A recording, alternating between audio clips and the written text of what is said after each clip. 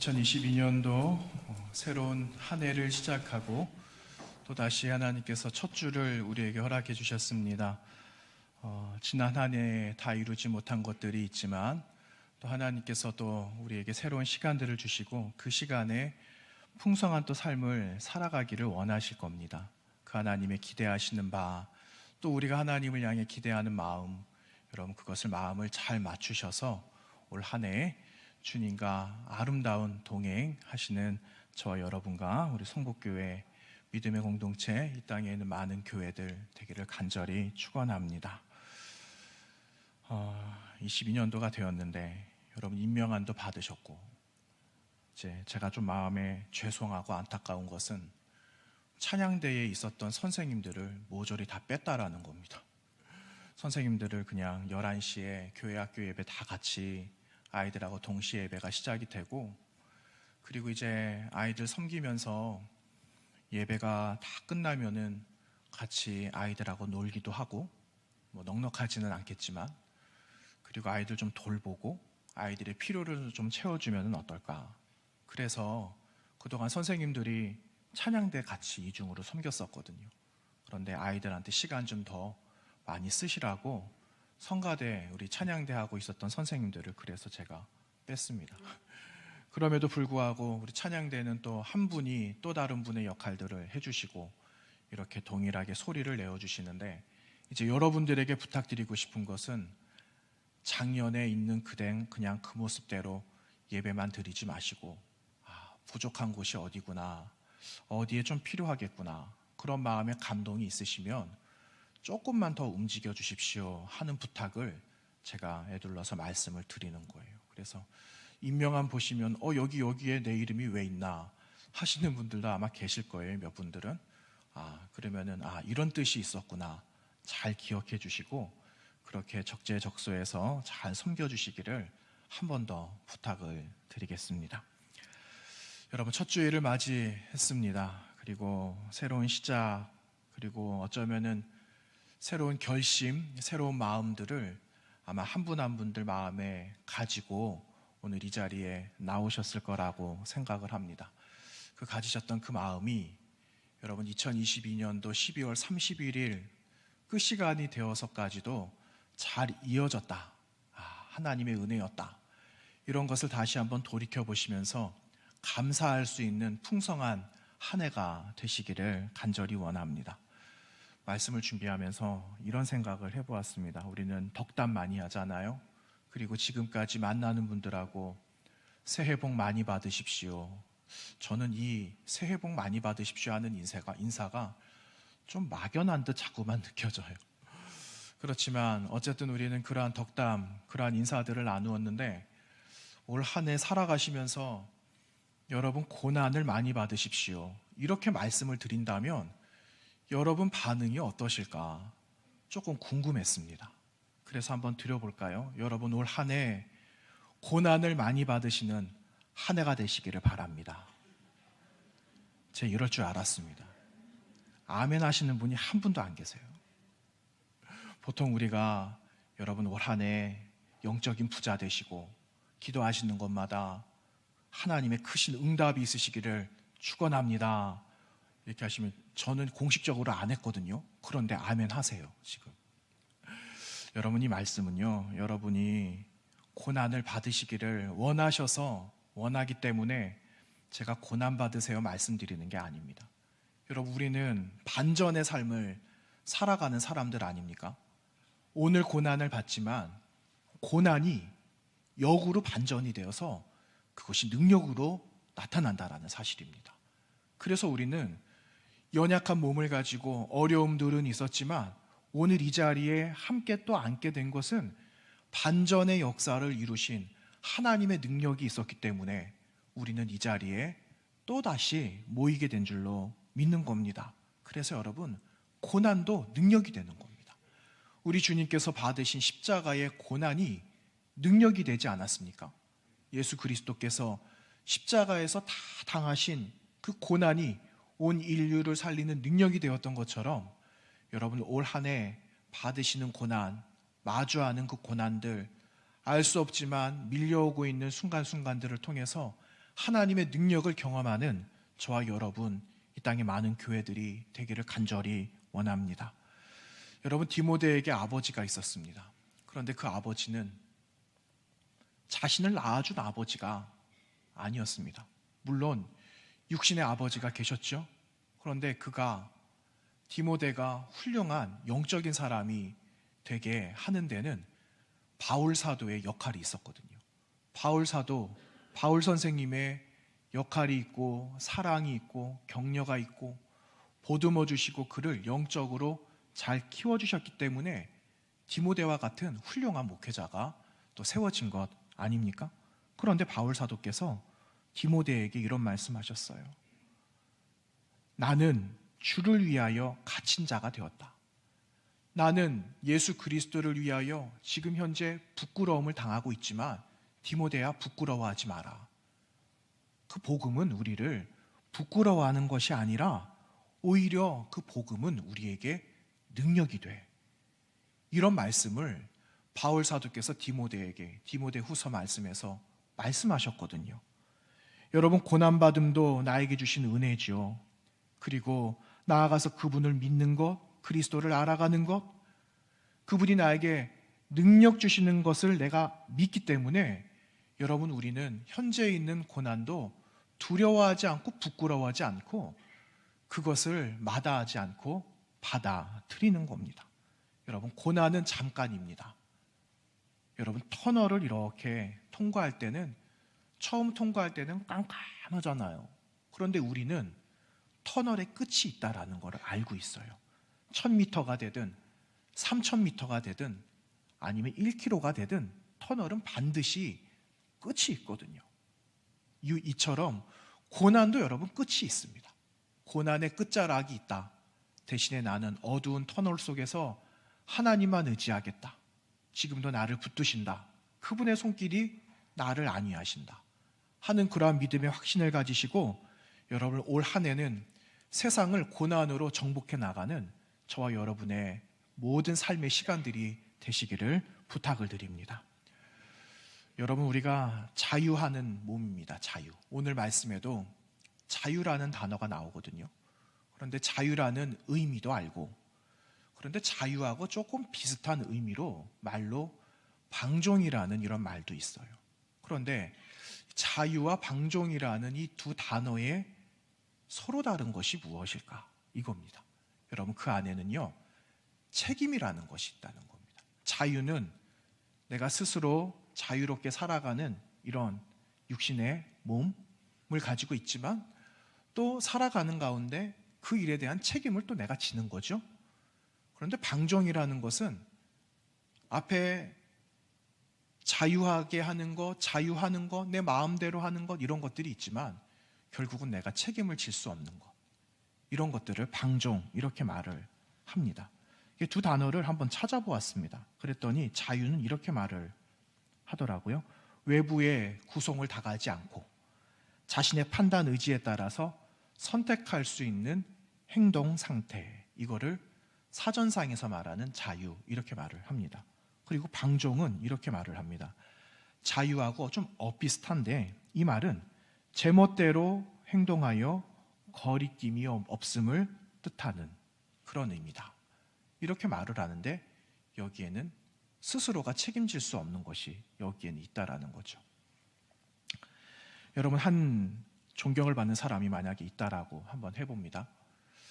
한동안 그 신문이나 인터넷 기사나 이런 걸 보면은 그 안타까운 소식들이 참 많이 올라오곤 했습니다. 극단적인 선택을 하는 분들, 요즘에는 극단적인 선택을 하였다라는 소식들이 예전만큼은 안 올라오는 것 같아요.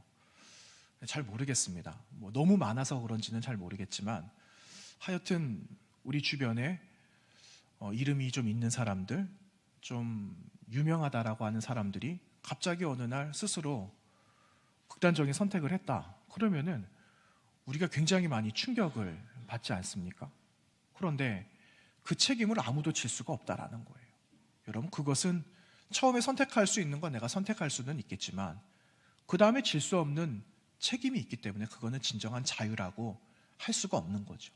방종의 불과하다라고 이야기를 해볼 수가 있습니다. 여러분, 오늘 본문에 보시면 자유 이런 말이 나오거든요. 8장, 오늘 나누었던 고린도전서 8장 전체 한 13절 되는데, 이 13절 되는 이 말씀, 우리가 나누지 않은 1절에서 8절까지 말씀도 여러분 나중에 한번 보시기를 바라고요. 이 말씀은 전체적으로 신앙생활을 하는 우리가 무엇을 선택할 것인가, 여러분, 우리가 살아가는데 선택할 거리가 얼마나 많아요. 오늘도 교회를 나갈 것인가 말 것인가, 내일은 직장을 나갈 것인가 말 것인가, 사람과의 약속을 했는데 지킬 것인가 말 것인가, 오늘은 이 음식을 먹을 것인가 말 것인가, 이러한 선택의 기로에 우리는 늘 서 있습니다. 수많은 문제와 선택 가운데 오늘 말씀에서도 내가 무엇을 선택할까에 관한 말씀이 8장에 오늘 기록되어져 있거든요.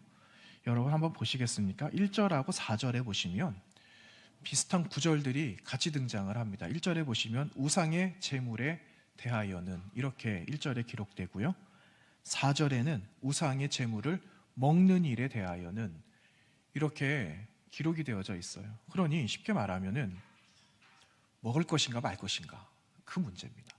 먹어야 될지 말아야 될지, 이런 문제가 있다는 거죠. 여러분, 이 문제가 사실은 고린도 교회 안에 이 문제뿐만 아니라 너무 많은 삶의 문제들이 수면 위로 다 떠올라 있었습니다.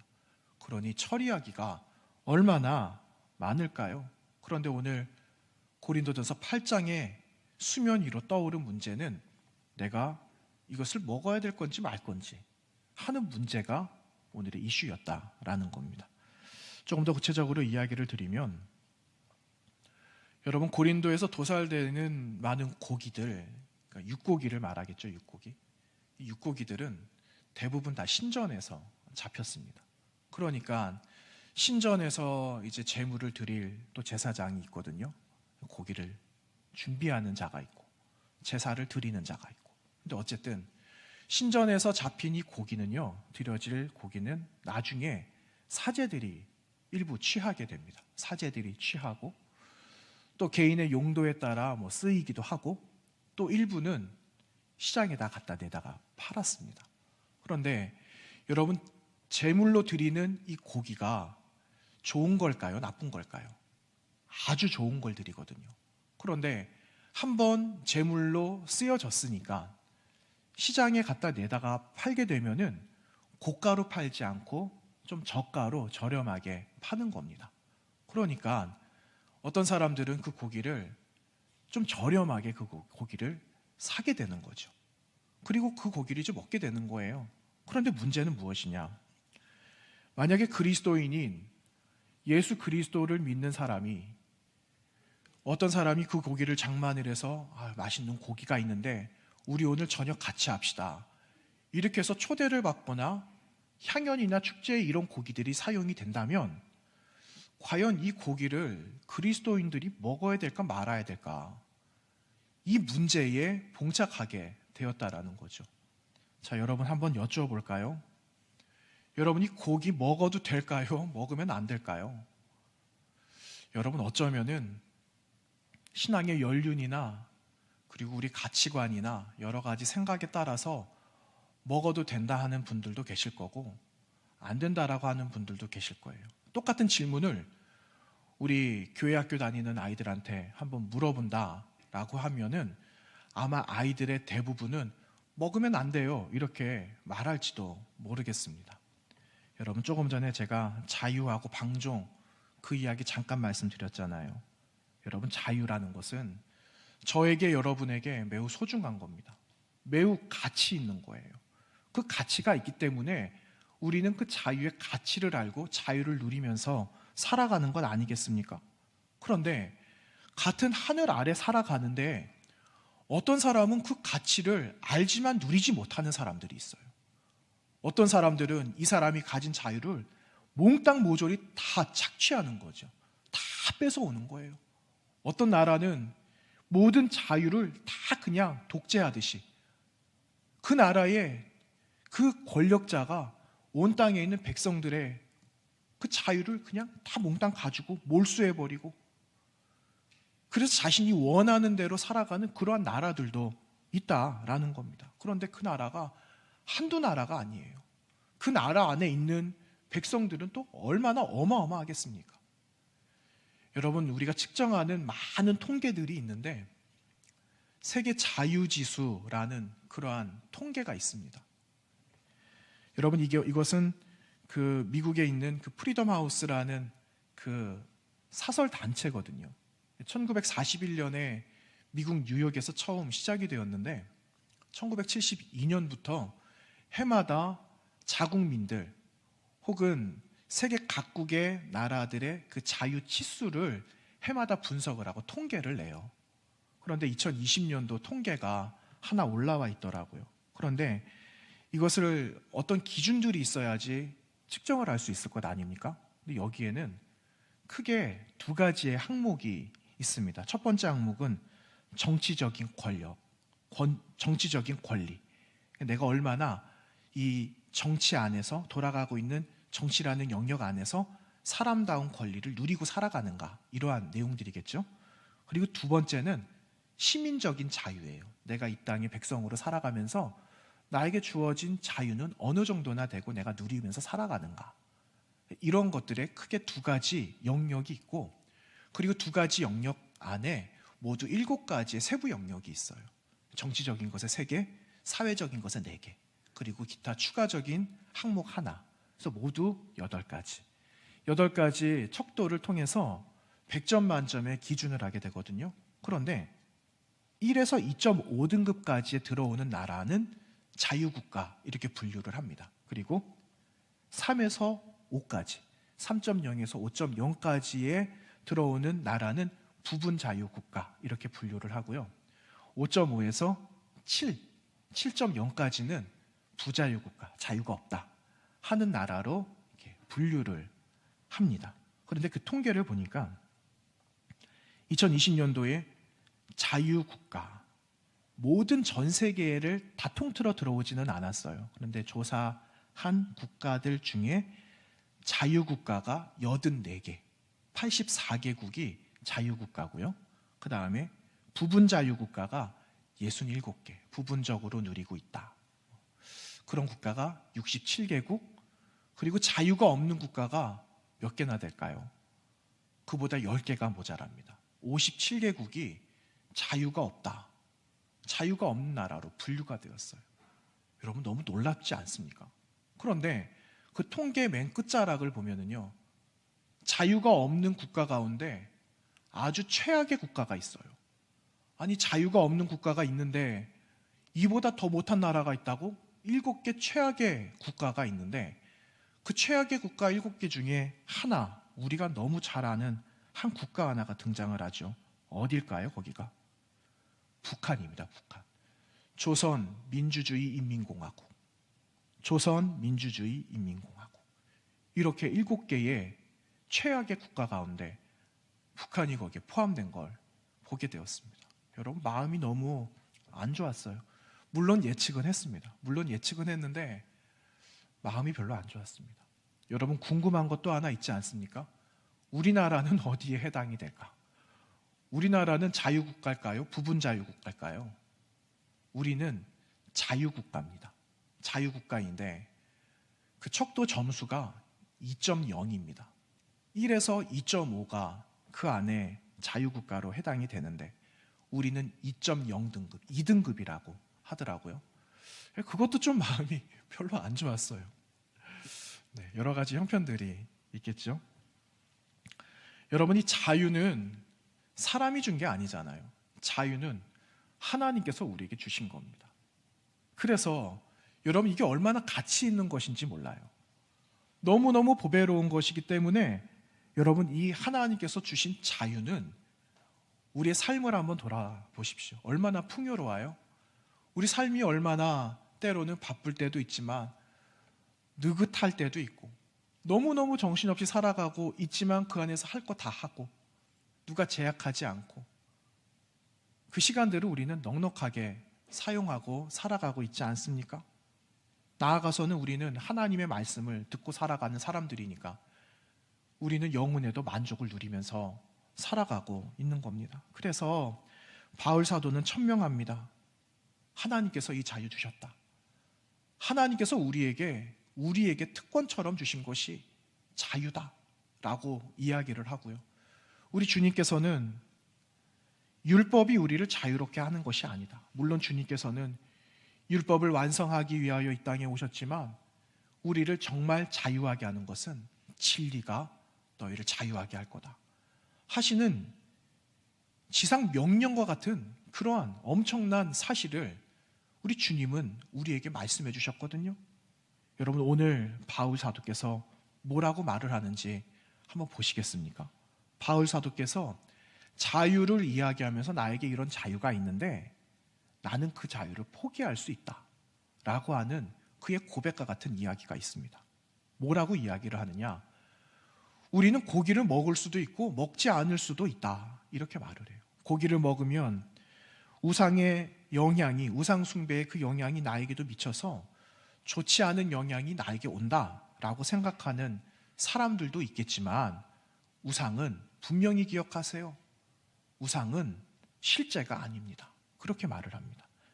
제물이 우상에게 드려졌다라고 그래서 그 음식으로 인해 우리의 몸과 생각, 마음, 영혼을 해칠 수 없다라고 말하고 있죠. 다만 그 고기를 먹든지 아니 먹든지 나 혼자일 때는 아무런 문제가 되지 않을지라도 다른 사람과의 관계에 있어서는 이것이 어려움을 줄 수도 있어요 라고 바울 사도께서 이야기하고 있습니다. 여러분, 배려하는 거죠. 그리스도인이 가지고 있는 이 자유는 나에게 고유한 영역이기도 하고 주신 하나님의 은총이기도 하지만 그 자유를 가지고 옆 사람 배려해야 된다라는 겁니다. 내 앞뒤 좌우에 계시는 분들, 또 가정의 가족들, 일터에서 만나는 동력자들, 또 넓게는 세상, 그 안에서 서로 배려하면서 자유가 자유되게 할 때 진정한 자유를 함께 누리게 되는 거다라는 말씀을 하고 있는 거죠. 이제 한 두 가지 이야기를 제가 좀 들려드리려고 합니다. 한 가지 이야기는 오래전에 나왔던 책 가운데 연탄길이라는 책이 있었습니다. 아마 많이 보셨죠? 2권짜리 책이에요. 이철환 작가, 굉장히 순수한 영혼을 가진 분인 것 같아요, 그분은. 근데 이철환 작가께서 연탄길이라는 그 글을 쓰셨는데, 책을 내셨는데 그 안에 이러한 이야기 하나가 등장을 합니다. 보신 분 계실 겁니다. 음식점에 한 여자아이가 동생 둘을 데리고 들어왔어요. 그리고 나서 음식을 시킵니다. 그 주인께 짜장면 2그릇만 주세요 하고 음식을 시켰거든요. 음식이 나왔습니다. 짜장면을 먹는데 동생들이 가만히 보니까 언니는 그 짜장면을 먹지 않는 거예요. 그러니까 동생이 물어봐요. 언니는 왜 안 먹어? 하고 물어보는 거예요. 그러니까 언니가 나는 음식 먹은 게 좀 체한 것 같아. 난 지금 별로 생각이 없어. 너희들 먼저 먹어라. 이렇게 하면서 그냥 마다했다라는 거죠. 그리고 이제 열심히 먹고 있는데 한 동생이 주변을 보니까 3, 4, 5 가족들이 모여서 식사하는 풍경을 보게 된 겁니다. 여러분, 지금은 가족들이 같이 식사하는 게 얼마나 어렵습니까? 그런데 그때 같이 식사하는 그 모습을 보고는 그 동생이 언니한테 말을 하는 거죠. 언니, 우리도 가족들하고 같이 식사했으면 좋겠어. 우리에게 아빠가 있으면 좋겠고 엄마가 좀 있으면 좋겠어. 외롭게 그 세 자매가 식사를 하고 있었던 거예요. 그런데 마침 그 음식점 주인께서 그 이야기를 듣게 된 겁니다. 그리고 나서는 아는 척을 하는 거죠. 야, 너 누구 아니냐? 가만히 보니까 야, 너희들 많이 컸네. 야, 나는 누구냐 하면은 엄마 친구였어. 예전에 얼마나 친했는지 몰라. 이러면서 아이들을 안심을 시키면서 금세 짜장면 3그릇하고 아이들 좋아하는 거 있잖아요. 뭐가 좋았을까요? 탕수육을 하나를 큰 거 준비해가지고 아이들에게 갖다 주는 거예요. 야, 너희들 이거 맛있게 먹고 나중에 언제든지 먹고 싶으면은 아줌마한테 와라 하고는 그 음식을 그렇게 제공을 했다라는 거예요. 그리고 아이들을 돌려보냈죠. 그리고 나서 그 남편이 이제 물어보는 거예요. 아니, 쟤네들 누군지 아느냐고, 쟤네들 본 적 있어? 하고 물어보지 않겠어요? 그랬더니 그 아내가 나는 저 아이들 오늘 처음 만나는 거야, 이렇게 말을 하더랍니다. 아니, 그런데 이름을 어떻게 알았어? 아니, 아이들끼리 이야기하는 거 들어보니까 이름이 들리더라고. 그래서 내가 아는 척을 했지. 그리고 그냥 무턱대고 음식 갖다 주면 얘네들이 상처받을까 봐 그냥 조용히 아는 척하고 음식을 갖다 준 것밖에는 없어. 이렇게 이야기를 했더랍니다. 그리고 나서 그 이철환 작가께서 그 밑에 이런 말을 남깁니다. 상처를 주지 않고 사랑하기란 얼마나 어려운가? 소리 없이 아픔을 감싸준다라는 것은 얼마나 아름다운 일인가? 이렇게 두 줄을 그 밑에 기록하고 있습니다. 여러분, 결국은 남는 게 무엇일까요? 남는 건 정이에요, 정. 남는 건 정을 넘어서 우리가 지금 여러분하고 저하고 만나고 있잖아요. 결국 남는 건 사람이라는 겁니다, 사람. 나중에 여러분 힘차게 대답하십시오. 똑같은 질문 또 한 번 드릴 겁니다. 사람이 남는 거예요, 사람. 여러분, 또 한 가지 이야기를 하나 들려드리겠습니다. 이 이야기는 여러분도 저도 잘 아는 이야기입니다. 누가복음 16장에 기록되어져 있는 이야기입니다. 그런데 이 이야기는 좀 다소 이해하기가 좀 힘들죠. 그래서 그 이야기의 표제어를 보시면은요, 표제어에 이렇게 기록되어져 있습니다. 옳지 않은 종의 이야기, 불의한 청지기에 관한 이야기가 누가복음 16장에 기록되어져 있거든요. 내용은 이렇습니다. 이 불의한 청지기라는 사람이 그 자신 주인의 그 재물을 허비하고 있다라는 소리가 들린 거예요. 그러니까 한날은 이 주인이 야, 너 장부 한번 가지고 와봐라. 그러니까 이제 발등에 불이 떨어진 거예요. 그래서 주인의 이 돈을 빌려간 사람들을 일제히 다 부르게 되는 거죠. 그러면서 당신 얼마 빌려갔어요? 이제 물어보는 거예요. 그래, 그러면 당신 증서에 얼마라고 쓰세요. 이렇게 하고 임의로 증서에다가 적어 놓는 겁니다. 그러면서 그 일을 모면하게 되는 거죠. 그런데 놀라운 것은 이 불의한 청지기의 그 마지막 결말은 주인이 이 불의한 청지기를 칭찬했다, 이렇게 기록하고 있어요. 여러분, 정말 이상한 이야기가 성경에 기록되어져 있어요. 아니, 이 불의한 짓을 했는데 어떻게 칭찬을 받을 수 있는가? 우리는 당장 그렇게 생각해 볼 수 있거든요. 그런데 여러분, 그것은 그 사람의 행위, 그 사람의 윤리적인 측면을 보고 이야기하는 것이 아니다라는 겁니다. 여러분, 나중에 이것이 발각이 된다라고 생각을 한다면은, 아, 내가 지금까지 청지기의 역할을 감당했는데 이것마저 나중에 내가 못할 수도 있겠다. 그래서 그가 잔머리를 굴리게 되었던 거예요. 그러니까 잠깐 사용할 수 있는 이 재물이라는 수단이 있었죠. 나의 것은 아니지만 잠깐 사용할 수 있는 수단을 가지고 나에게 올 수 있는 또 다른 어려움의 시간들을 준비했다라는 겁니다. 그의 결정, 그리고 그의 생각이나 했던 행동은 잘못된 겁니다. 이건 잘못된 거예요. 그런데 그로 인해서 지금 그 앞에서 은혜를 받은 사람들이 있었잖아요.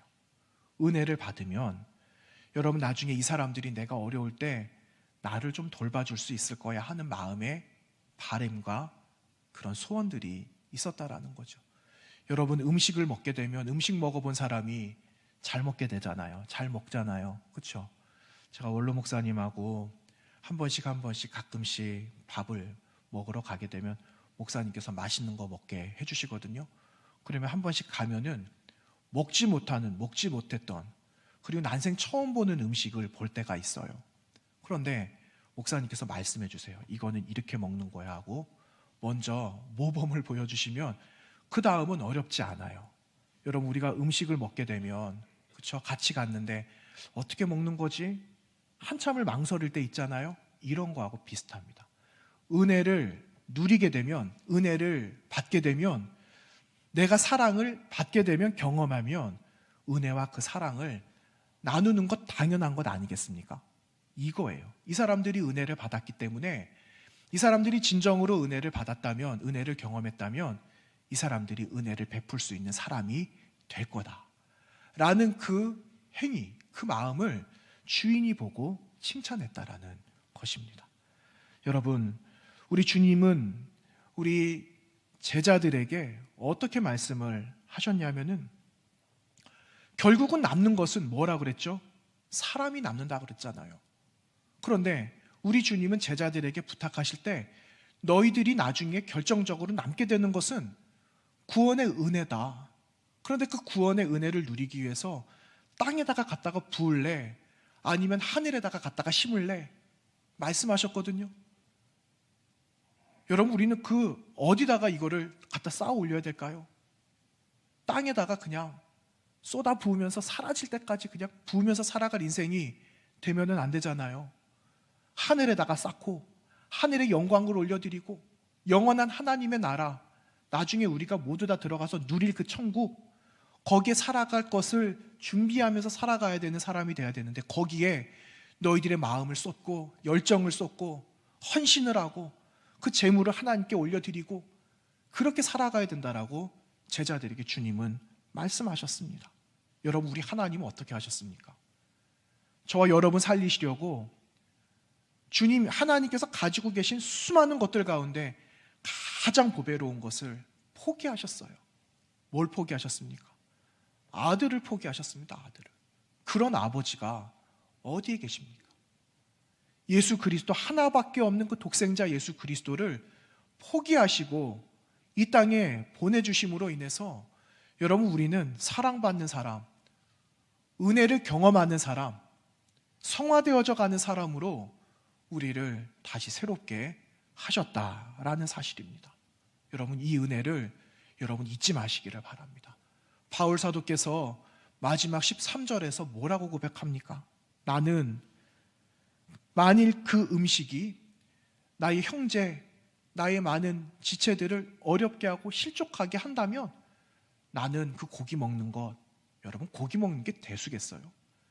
나에게 있는 이 권리, 이것마저 내가 포기하겠다. 왜? 사람이 먼저니까. 사람을 세워야 되니까. 사람에게 함께 하나님의 그 격려함을 불어넣어 주셔서 함께 걸어가야 될 사람들이니까 나는 그들을 위해 나의 모든 것을 포기하겠다. 이렇게 고백하고 있는 것입니다. 여러분, 우리는 복음을 위해서 무엇을 포기할 수 있을까요?